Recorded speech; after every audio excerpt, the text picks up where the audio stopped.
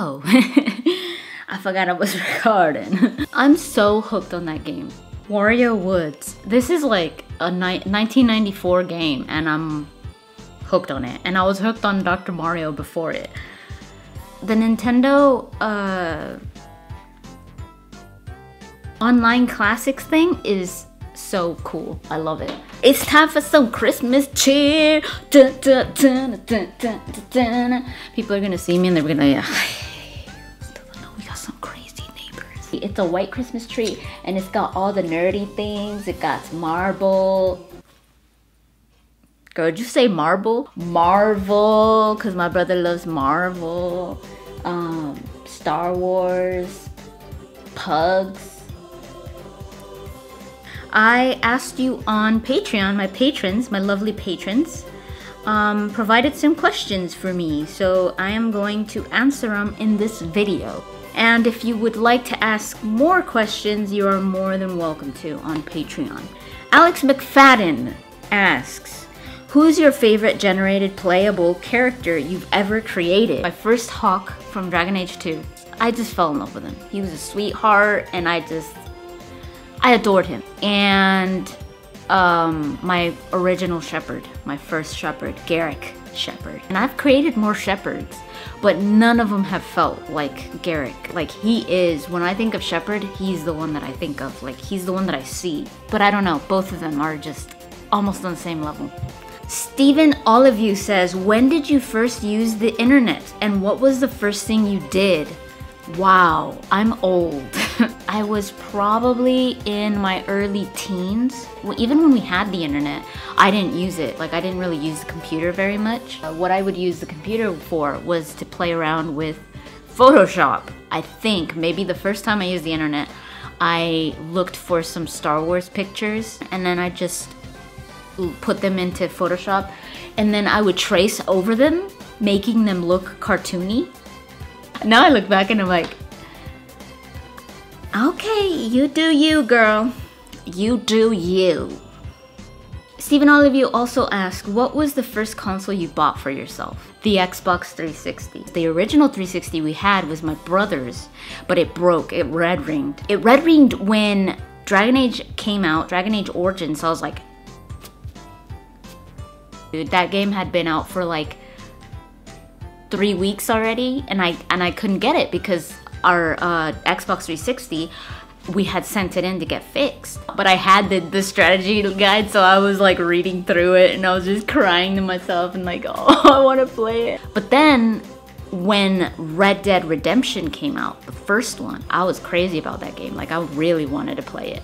And it red ringed again, and this time it just died. Like it just died, and I was like, oh my god, hails to the no. And I had already saved up a little bit of money, so I went out and I just bought a new 360. William Alkin, if you were limited to playing only one game, what would it be?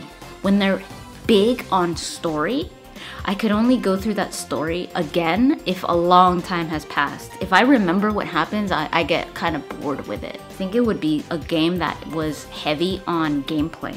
Oh, it's a little hummingbird and it's looking at me. It's all, the hell are you doing? Like I said, I'm so addicted to those puzzle games right now. Those old puzzle games. Probably a puzzle game, like Tetris or something. Devil Frog says, if there would be something like a Wreck-It Ralph world, which video game character would you love to interview and what question would you ask? That's a good question. I would interview Luigi. And I would ask him, are you a plumber too? Guy Margalit says, what would you want to see in the next Mass Effect game, if any? I actually did a video on that, so I'm gonna link it here. It should pop up somewhere up here in the corner. So if you haven't seen that, go ahead and watch it. It's a big answer. He also asks, if possible, would you rather be making YouTube videos as a job for life or as a big hobby with a different job? You know, I love making videos, but it's really hard to do as a job. You have to put a lot into it to get a little bit out. That's my goal. I want to work towards this. That's why I push Patreon, because it's like that's gonna be my push. That's gonna be you guys helping me move forward. If this turns into like one day I have like a little studio where I could go to work, do the videos, you know, have a spot for filming with a white wall for filming, and then my little area where I edit, and maybe even have some people helping me. This is very much like you have like a startup company, but you're doing it on your own, so you have to work 3 times as much to get something out of it and actually survive off it. I'm very prone to freaking out and getting overwhelmed right now. So I just have to, you know, ease down, just believe that it's gonna happen, really just work hard at it.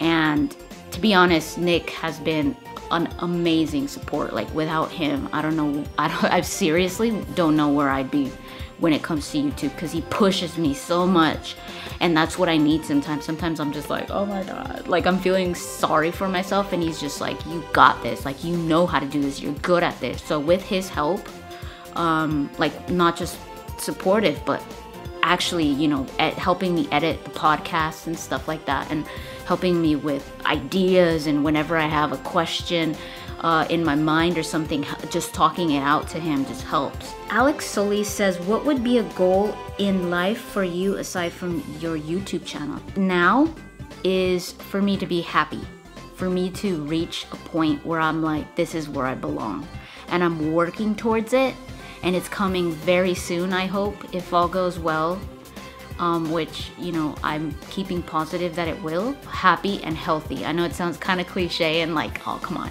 But honestly, without those two things, I've learned in these past 2 years, without happiness and without health, and that includes mental health, you are nothing. You will fall apart.